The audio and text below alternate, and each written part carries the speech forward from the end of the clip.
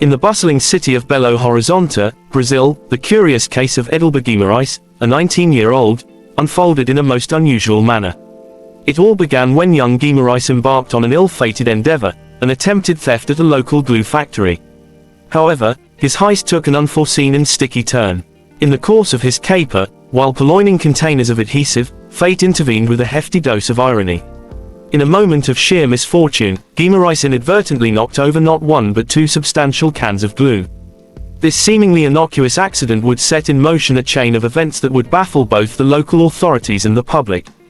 What ensued was a bizarre and somewhat comical scene. By the time the police finally arrived at the factory, a staggering 36 hours had passed since the incident had unfolded. As the officers entered the premises, they were met with an astonishing sight. Edilber Guimaraes, frozen in place, had become one with the very floor he had intended to pilfer. The adhesive he had initially sought to steal had, in an ironic twist of fate, turned into his captor. Guimaraes was quite literally glued to the factory floor, immobilized by the very substance he had aimed to purloin. This rather peculiar episode left both law enforcement and the local community astounded, serving as a reminder that sometimes, even the most ordinary circumstances can take on an extraordinary twist. As the tale of Edilber Guimaraes' predicament circulated through the streets of Belo Horizonte, it became a subject of intrigue and even amusement for the locals.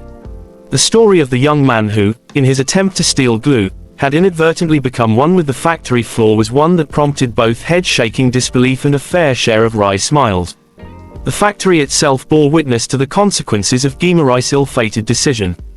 Two large cans of glue, symbols of his foiled theft, lay toppled beside him, their contents now serving as a rather effective adhesive agent, keeping him firmly grounded. The once bustling place of work had temporarily transformed into an unlikely scene of intrigue and bemusement.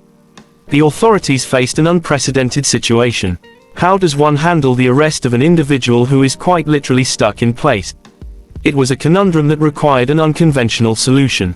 As the news of the incident made its way to the wider world, it became a reminder that life can sometimes take peculiar and unexpected turns, leaving us all a little bit more glued to the unpredictability of fate.